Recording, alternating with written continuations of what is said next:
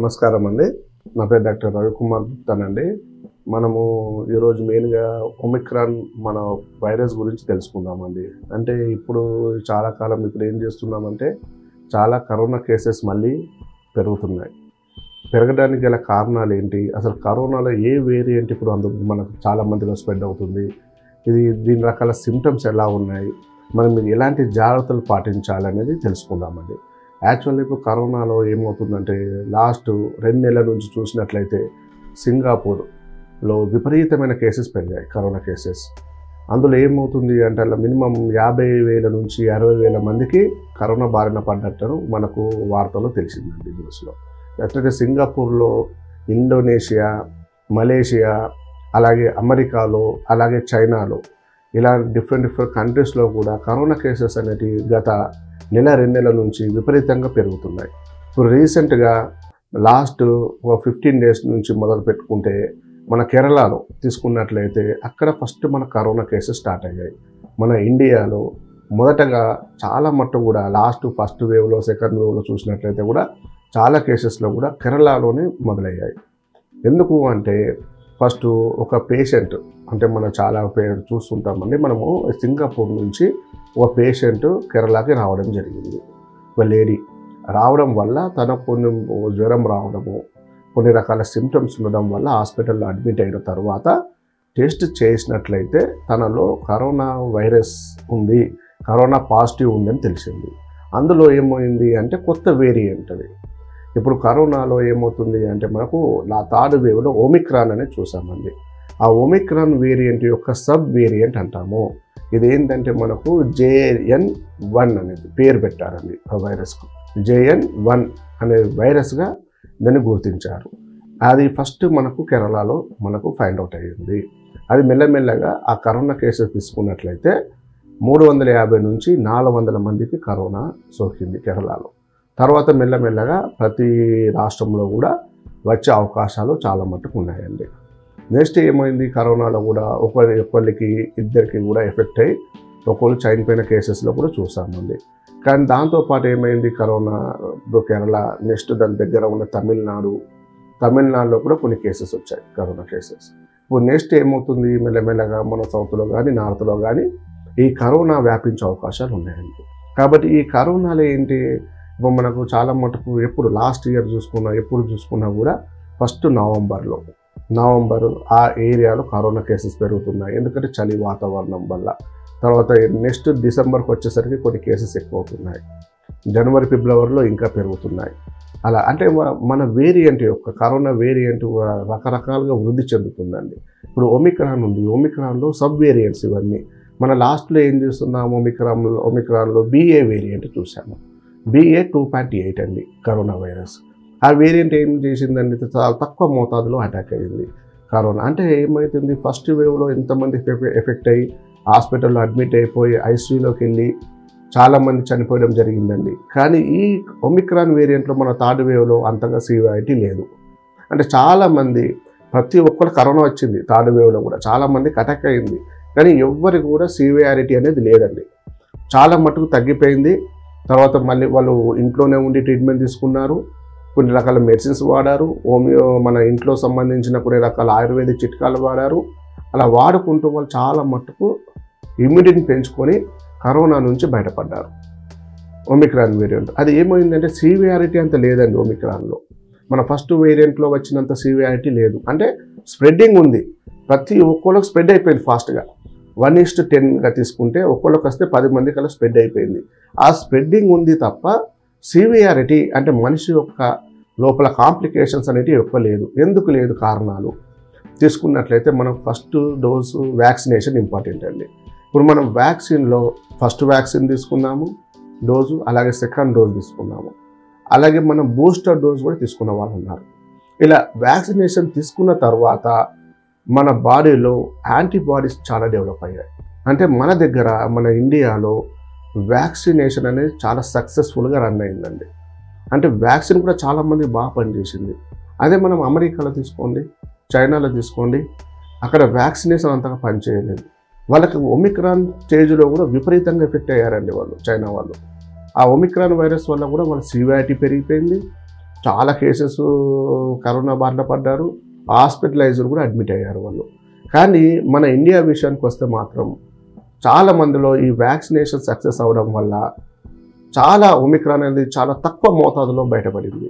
అందరికీ రెసిస్టెన్స్ పెరిగిపోయింది, antibodies develop అయ్యాయి. ఇప్పుడు ఏం చేస్తారు సార్, మళ్ళీ ఇప్పుడు నెక్స్ట్ కొత్త వేరియంట్ వస్తుంది, ఒమిక్రాన్లో సబ్ వేరియంట్ అంటాము, అది మళ్ళీ JN.1 వైరస్ వస్తుంది. మళ్ళీ దీనికి ఏంటి మన సొల్యూషన్, దీనికి మళ్ళీ వ్యాక్సిన్ తీసుకోవాలా, ఇంకా నెక్స్ట్ బూస్టర్ డోస్ తీసుకోవాలా అని చాలామందిలో ఒకటి ఆలోచన అనేది పడింది. మనం ఏం చేస్తామంటే ఇప్పుడు వ్యాక్సినేషన్లో మనం ఫస్ట్ డోస్ తీసుకున్నాం, కొన్ని యాంటీబాడీస్ డెవలప్ అయ్యాయి.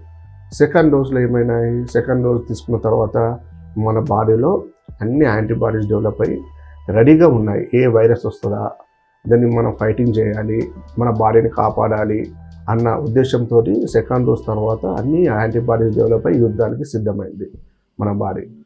దానివల్ల ఏమైంది, థర్డ్ టైంలో ఒమిక్రాన్ రావడం వల్ల ఆ ఇమ్యూనిటీ ఉండడం వల్ల, యాంటీబాడీస్ ఉండడం వల్ల ఫైటింగ్ మెకానిజం బాగా జరిగి మన బాడీలో ఉన్న యాంటీబాడీస్ బాగా డెవలప్ అయ్యి ఆ వైరస్ని మన బాడీలో వృద్ధి చెందకుండా చేసింది.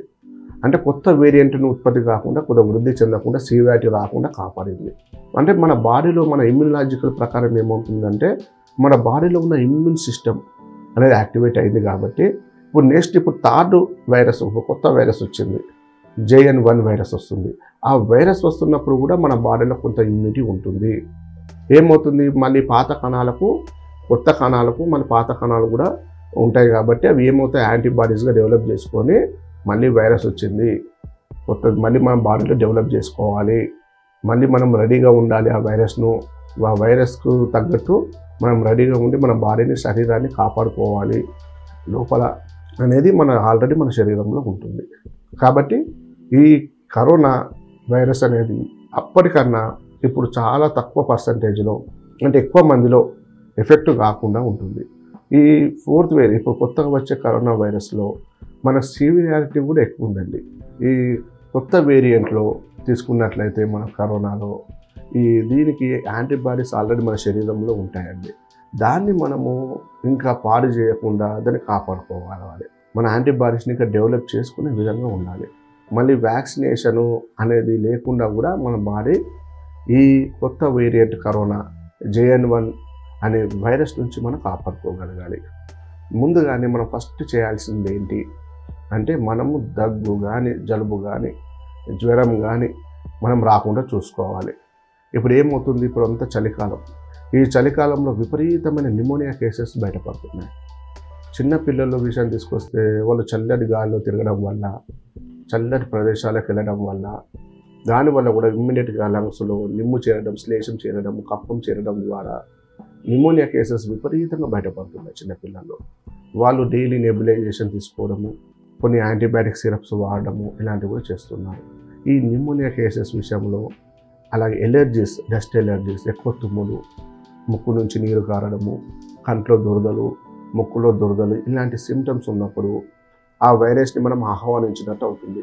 అంటే మనం ఈజీగా ఆ వైరస్ మన శరీరంలోకి ప్రవేశిస్తుంది. దాంతోపాటు మన శరీరంలో ఉన్న ఇమ్యూన్ సిస్టమ్ కూడా తగ్గుతుంది కొంచెం. కాబట్టి ఆ వైరస్ అనేది మన బాడీలో వృద్ధి చెందే అవకాశాలు ఉంటాయి. కాబట్టి మనం చాలా జాగ్రత్తగా ఉండాలండి ఈ 3-4 నెలలు. ఈ చలికాలంలో ఇప్పుడు వచ్చేదంతా మనకు డిసెంబర్ ఉంది. డిసెంబర్లో మనకు నెక్స్ట్ వచ్చేది క్రిస్మస్ ఉంది. క్రిస్మస్ వేడుకలు ఉన్నాయి. ఆ వేడుకలో విపరీతంగా కలవకుండా కొంచెం సోషల్ డిస్టెన్స్ పాటించుకుంటూ, బయటకు వెళ్ళకుండా, తిరగకుండా కొన్ని జాగ్రత్తలు పాటించుకుంటూ ఉండాలి. నెక్స్ట్ మళ్ళీ న్యూ ఇయర్ సెలబ్రేషన్స్ వస్తున్నాయి. ఆ న్యూ ఇయర్ సెలబ్రేషన్స్లో కూడా పబ్లకు వెళ్ళడము, ఎక్కువ డ్రింకింగ్ చేయడం, మందులు తాగడము, దాంతోపాటు మనము పార్టీలు చేసుకోవడము, అంటే గ్యాదరింగ్ ఎక్కువ పబ్లిక్ ప్లేసెస్లో వెళ్ళడము, ఇలాంటివి వెళ్ళడం వల్ల కూడా ఒక్కొక్కకున్న వైరస్ అనేది ఫాస్ట్గా స్ప్రెడ్ అయ్యే అవకాశాలు ఉంటాయి. కాబట్టి వీలైనంత వరకు అవి కూడా మనం అవాయిడ్ చేసుకుంటే చాలా బెటర్ అండి. దాంతోపాటు మనం ఇలాంటి ముందు జాగ్రత్తలు పాటించుకుంటే చాలా బెటర్. ఎందుకంటే అది రాకుండా కాపాడుకోవాలి. ప్రివెంటివ్ అనేది చాలా ఇంపార్టెంట్.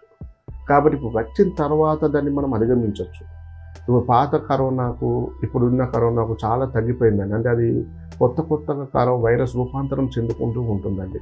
ఇప్పుడు ఏం చేస్తుంటాం, ఒమిక్రాన్ ఉంది, మళ్ళీ ఒమిక్రాన్ అనేది రావాలని లేదండి. అది వైరస్ అనేది ఖచ్చితంగా కొత్త సబ్ మ్యూటేషన్స్ అనేటివి కొత్త మ్యూటేషన్స్గా చెందుతుంటుంది వైరస్. మళ్ళీ కొత్త వేరియంట్స్ అనేటివి బయటపడుతుంటాయి. ఇప్పుడు మన లాస్ట్ 2000 రకాల వేరియంట్స్ ఉన్నాయి కరోనాలో. కాబట్టి అనేక రకాల వేరియంట్స్ అట్లా బయటపడుతూ ఉంటాయి. కానీ అది ప్రమాదకరమా లేదా అనేది మన చేతిలో ఉంటుంది. ఇప్పుడు ఫస్ట్ వేవ్లో ఏమైంది, విపరీతంగా భయపడ్డారు కరోనా రాగానే.